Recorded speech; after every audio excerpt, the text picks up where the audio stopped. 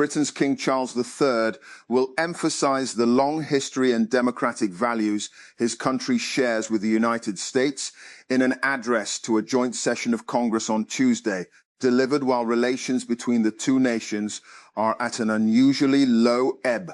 He will start his speech, which is expected to last around 20 minutes, by expressing solidarity and talk about how the US and United Kingdom stand shoulder to shoulder. He will say that he brings the highest regard and friendship of the British people to the people of the United States, as the nation marks its 250th anniversary of independence, and is expected to reference Saturday's shooting incident at the White House Correspondents' Dinner. Sri Lankan authorities said 22 Buddhist monks were arrested for possession of over 110 kilograms of cannabis, illegal in the South Asian nation, at the international airport in the capital, Colombo, the largest ever drug bust at the terminal.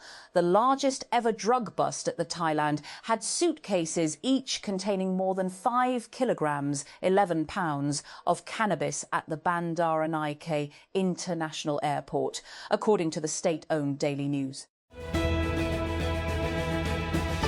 A French teenager is facing up to 2 years in a Singapore prison after he allegedly licked a straw in an orange juice vending machine, then placed it back in the dispenser. Singapore, a small, highly developed and wealthy financial hub in Southeast Asia, is well known for its strict laws. And a political and media dispute has erupted involving United States President Donald Trump, First Lady Melania Trump, and late-night television host Jimmy Kimmel. Melania publicly criticized Kimmel on Monday and urged the TV network ABC to take action against him. The president has gone further, calling for Kimmel to be removed from his role altogether. And Beirut, Lebanon, when Israel and Hezbollah agreed to a ceasefire in November 2024, the popular perception was that the pro-Iranian Lebanese group was a spent force. At the time, an intensification of Israel's war on Lebanon had eliminated much of the group's senior leadership, including longtime Secretary General Hassan Nasrallah, and the Israeli military had invaded the country's south. And Israel has officially agreed to ceasefires in Gaza, Lebanon and Iran. But that has not meant any de-escalation as Israeli forces and settlers press further into Palestinian-administered areas of the occupied West Bank and deeper into civilian space in Gaza and more aggressively into the heart of occupied East Jerusalem. The pattern, and documented across multiple fronts this week, including a surge of strikes in Lebanon despite the announced extension of the ceasefire there, suggests that ceasefires have functioned less as true pauses in hostilities than as cover for accelerated fact-making on the ground. And it was against this backdrop that Palestinians in the West Bank, and for the first time since 2006 in part of Gaza, and went to the polls on Saturday in municipal elections, despite many Palestinians doubting that these votes would be able to bring about change. FIFA should press the United States government to establish an ice truce for this year's World Cup, including a public guarantee from federal authorities to refrain from immigration enforcement operations at games and venues. Human Rights Watch, HRW, have said 26 World Cup, the first edition of the global showpiece tournament to feature 48 teams, will be co-hosted by the US, Canada and Mexico from June 11 to July 19. And Karachi Kings captain David Warner has responded firmly to an Indian fan who suggested that he should leave the Pakistan Super League PSL and return to the Indian Premier League IPL for the 2026 season. The comment came after Karachi Kings were eliminated from the PSL 11 playoff race. The Punjab Bar Council, PBBC, has issued notices to 1,200 lawyers whose academic degrees have not been verified by the Higher Education Commission, HC. directing them to complete verification by May 15 or face suspension of their licences. In a joint statement, PBBC Vice Chairman Khawaja Kaza Butt and Executive Committee Chairman Fakhar Hayat Awan said degrees obtained from several universities, including Shah Abdul Latif Bhittai University, University of Sindh, University of Karachi, Gomal University, Mirpur University of Science and Technology and Mohiuddin Islamic University remain unverified. Lahore, a special court, Central, on Tuesday granted interim pre-arrest bail to Prime Minister Shehbaz Sharif's daughter Rabia Imran and her husband Imran Yousaf in a money laundering case. The couple personally appeared before the court along with their counsel. Quetta. 5 labourers were injured in a grenade attack in the Dalbandin area of Chagai district late on Monday night, police said. According to police officials, unidentified assailants on motorcycles threw a hand grenade at a house, which exploded in the backyard and injured 5 labourers. I ran into Horia Saeed earlier this month at the Karachi Expo Centre, where she and other student chefs from the College of Tourism and Hotel Management, C8M, had prepared a variety of Saudi Arabian dishes during the Pakistan Travel Mart 2026 exhibition, an annual travel and hospitality showcase. Huria's spread featured a shawarma platter as the appetizer, chicken kabsa, a rice dish, as the main course, and a non-alcoholic champagne as the accompanying beverage. What drew me to it was the orderly, methodical layout, her spread displayed separately from the other students' setups, each dish accompanied by a handwritten recipe card in colourful markers. Gunmen have killed at least 29 people in an attack on a village in Nigeria's northeastern Adamawa state. Local officials say the Islamic State group IS has claimed responsibility for the attack without specifying its motive.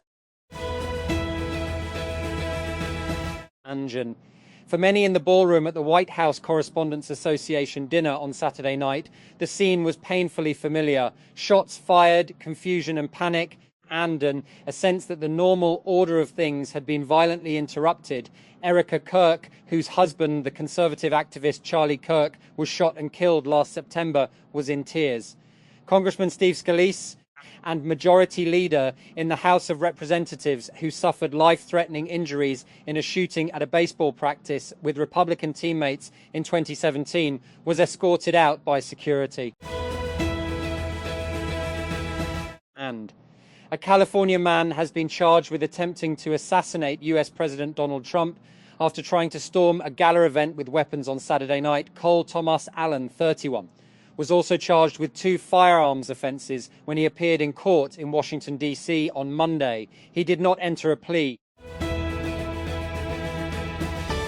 United States President Donald Trump's national security team is reviewing an Iranian peace proposal aimed at halting the war and reopening the Strait of Hormuz. The plan comes as Washington weighs its next steps, including delaying talks on Iran's nuclear program. Iran's Foreign Minister Abbas Araghchi met Russian President Vladimir Putin in St. Petersburg, saying Tehran is considering a U.S. request to resume negotiations. The comments signal cautious movement on diplomacy despite ongoing tension. Ukraine has summoned the Israeli ambassador for what it calls a lack of appropriate response.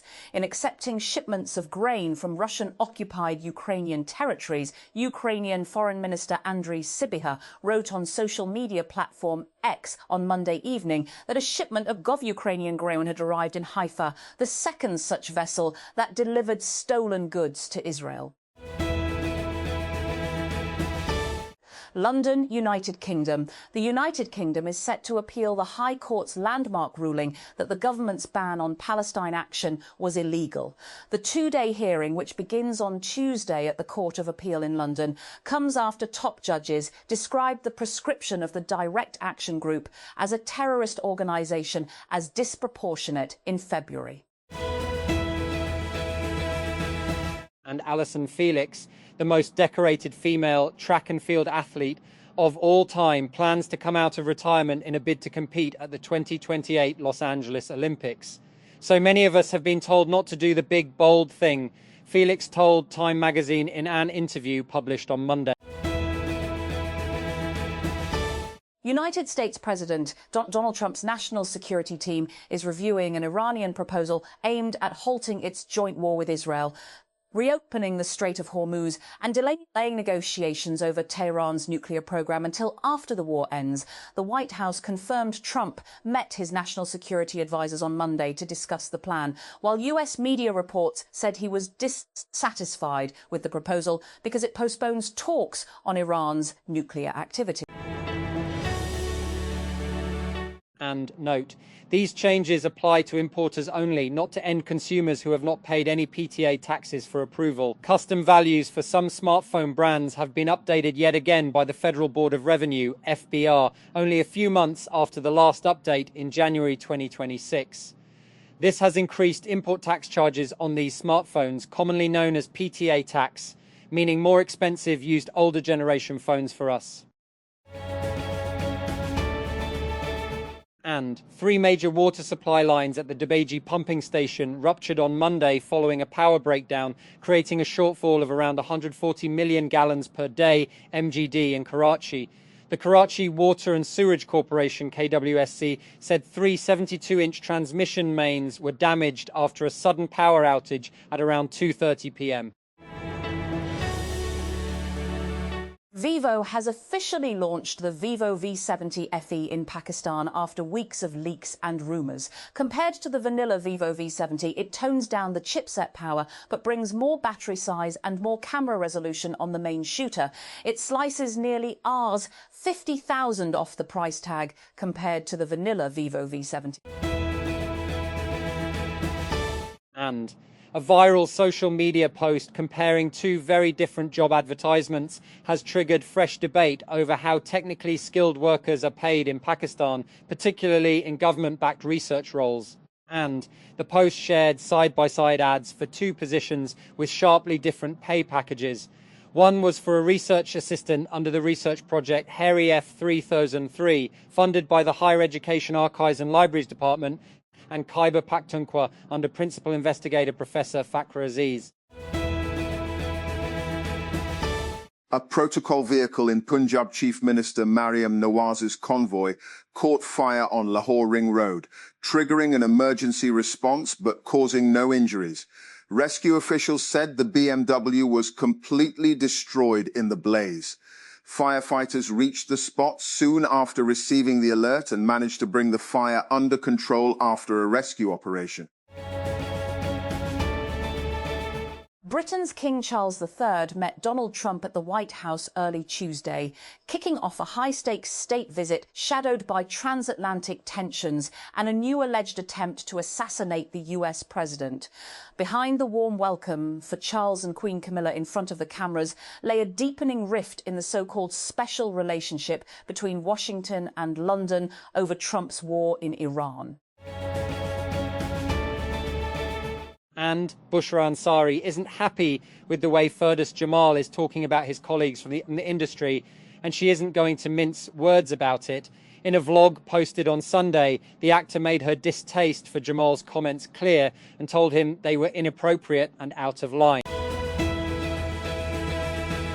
And in a reversal of an earlier decision, FIFA will allow tailgating at World Cup games at Gillette Stadium in Foxborough, Massachusetts, the Boston World Cup host committee announced. The committee said on Monday that the shift conforms with local policies that allow tailgating like any other event hosted at the stadium, as there are no venue restrictions or local public safety restrictions in place that would prohibit it.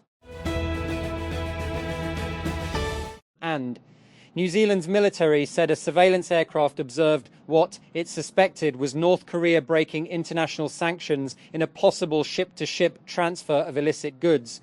While conducting monitoring over the Yellow Sea and East China Sea, New Zealand's Defence Force said on Tuesday that the exchange of goods at sea between vessels was captured by one of its long-range P-8A Poseidon reconnaissance aircraft in international waters near North Korea. The death toll from a deadly highway bombing in southwestern Colombia has risen to at least 20, the governor of the Cauca region has said. Governor Octavio Guzman said on Monday that the death toll included 15 women and 5 men.